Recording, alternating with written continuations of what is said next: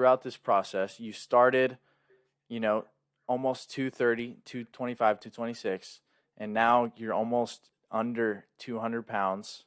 We're shooting for the stars. We're gonna do awesome things together for sure. Absolutely. But and it's all coming from not my work, it's coming from you. You are working your ass off, and I love to see it. And I wish I had 1,000 clients like you, because you make my job easy, and you really do. But I wanted to ask, what were you doing before that wasn't working, that made you feel like you wanted to reach out to somebody? Sure.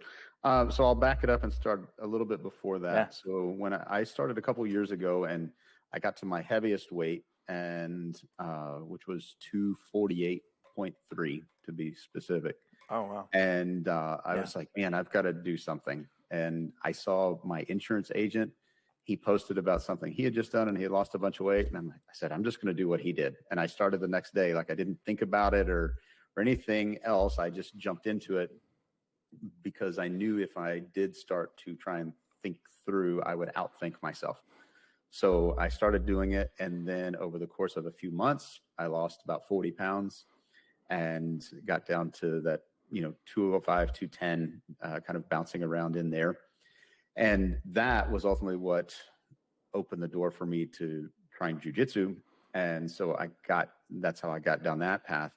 How I lost most of that first 40 pounds was I was walking a lot, and I was on like a 1,600 calorie a day plan. Like, that's what I was doing. And so it makes sense that I would lose 40 pounds in a couple of months. Oh yeah. So you fast forward to now getting into jujitsu, and I'm like, man, I'm getting a lot more active. I have so much more stuff going on. And I said, okay, I want to keep losing. I want to continue down that path. And I was trying to do it the way that I had done it before, food wise, but my output was much higher. And so what was happening is it would work for 3 days, 4 days, a week and a half, 2 weeks. And then I would fall off the rails for a week and a half and just be hungry all the time, playing catch up. And so slowly over time, I had started to kind of gain back, which I didn't gain back everything I lost. So I am proud of that piece of it. Yeah. But I was kind of slowly gaining back a little bit here, a little bit there. Never anything like major all at once, but it was just creeping back up. And so I knew that something I was doing was wrong. There was something flawed in my approach. And, honestly, I gave myself some time, and I said, all right, you've got to figure this out. You've got a month to figure this out. And if you don't figure it out, you got to do something different. I didn't figure it out in the month, and here we are. So this was the next step. And that's how we got to this point. That's awesome, man. And so you gave yourself that ultimatum, that deadline, and you didn't hit it quite. And so you committed to something else that might work, right? That's Exactly. so cool that you did that. And I'm sure that wasn't exactly just an easy decision for you. So what would you say that your biggest hesitation was prior to working with me?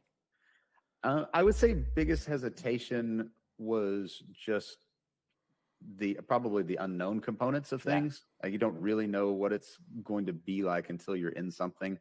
So I think that was part of it. I had some real skepticism about that, me being able to eat more and lose weight. Yeah.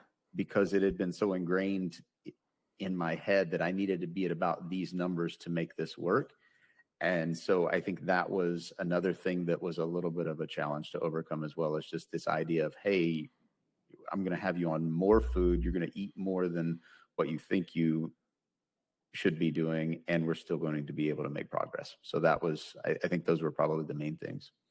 Yeah. And would you say that compared to before, when you were eating 1,600 calories, the weight loss the process has felt a lot different this time?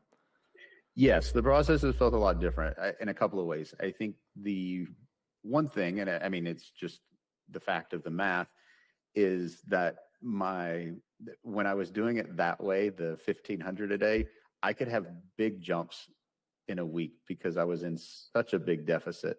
where now I'm in more of a moderate deficit, but the benefit of that is my energy and my output has stayed really high. And that was the piece that I was missing prior to this, is I was trying to make all of these things work together, but I was doing it with the wrong fuel system, basically.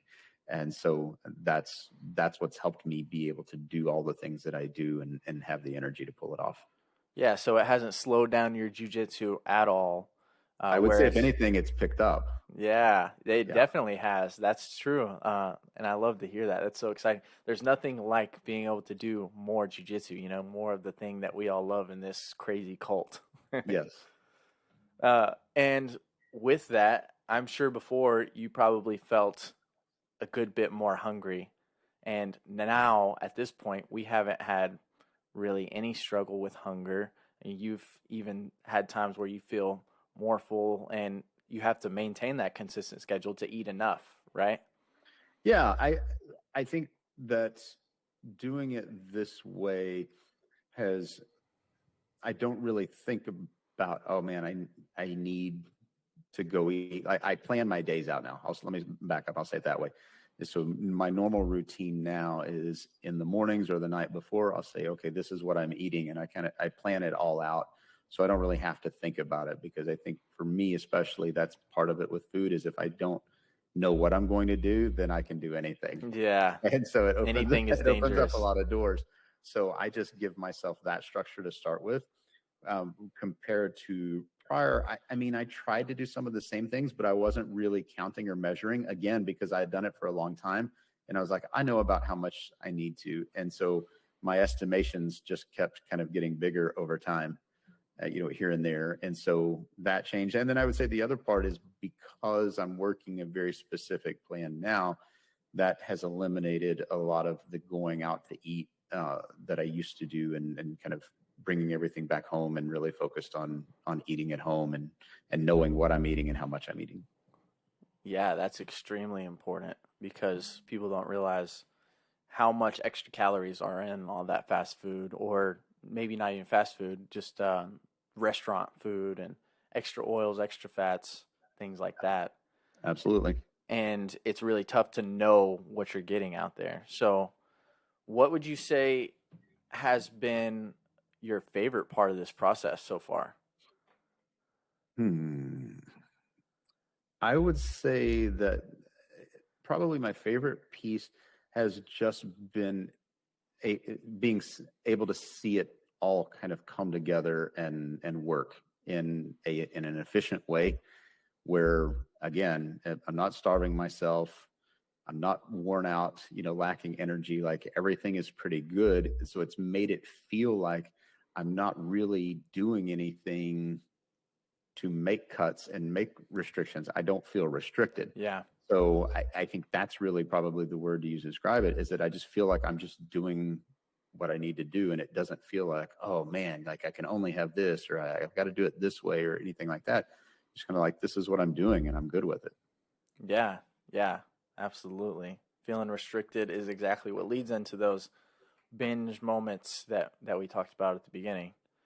And I'll tell you what my favorite part with you has been so far is hearing about you getting rid of half of your clothes and having to go out and buy new ones. Like, that's a great problem to have, and I'm so excited to hear that, man. When we say half, I think it was closer to all, but yeah. Oh, wow. It was almost all. I was down to one pair of jeans and two pairs of pants, and a handful of shirts that kind of fit, but were still a little too big. And so everything was quickly becoming too big for me. And the stuff that I had that did still fit, it was quickly going to be out of season. And so it's like, it's not really fall type weather, which we're about to head into. And so, it was time to do it. And I think one of the things that for me doing that is, and I think this is the same thing for me in a lot of ways, or a lot of different areas, is that to me is kind of like one of those burn the boat type things. I think it's really easy, when you drop a pant size or something like that, to keep the old stuff, not because you want to go back to it, but you keep it because you don't want to get rid of it or whatever. I paid a lot of money for that, that kind of stuff. And you keep it, and then when you do start to overdo it a little bit, it's easier just to pick those up and put those on because, oh, those will fit just fine. And for me personally, that's kind of the step that it goes. I know that I I have to hold myself accountable with that. And so for me, that was a big piece of it too, is like, okay, if I'm getting rid of nearly every piece of clothing that I own and I'm replacing them with other things, I'm not going to go buy bigger sizes. Like Yeah. that's not an option. So this is what it is now. And so it's either this or smaller. I'll go buy smaller stuff, but I'm not buying bigger. So that was a big piece of it for me too, is just kind of putting that one to bed, burn the bridge and move on. Yeah. Yeah. I think that's what all of life really is about, is making the crappy habits harder to do, creating some resistance around those things, and making the good things for you easier to do for yourself, Yeah, right? Creating a absolutely. good solid lifestyle for yourself that you can maintain, and that doesn't feel like you take a lot of willpower, but that is easy and fun for you to go through. Yeah. Heck yeah. That's awesome, man. I appreciate you getting on here and being able to talk about these things with me. Sure. One of the biggest things that I would say has helped you through this process is when you signed up with me, you didn't expect something magical to happen. You didn't say, "Oh, I'm going to lose weight now because Nick is going to yell at me and make me do all this stuff and just change me."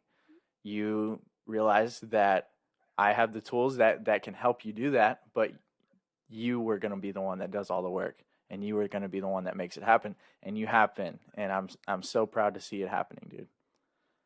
That's very awesome. I thank you for saying that. And I think, for me, what that's about, and I learned this a couple of years ago when I first started down this path, is nobody else is going to do it. I'm either going to do it or nobody else will. That's right. And, I think, when I first started and started having some success and people would see me or they would see a photo posted or whatever, I would get messages from people. How did you do Yeah. that? And they're wanting to know. And really what they were looking for is like, what's that, special drink that you're drinking, or what supplement are you taking to help do this? Or they were looking for that easy answer. And man, phone calls would end very quickly when I would be like, well, the real answer is you're going to have to get disciplined and hold yourself accountable to it and just do what you need to be doing. And I think that is kind of the hard piece of it, is most of us deep down, we do know what we need to do, Mm, but we don't do it for whatever reason. And so I think for me, what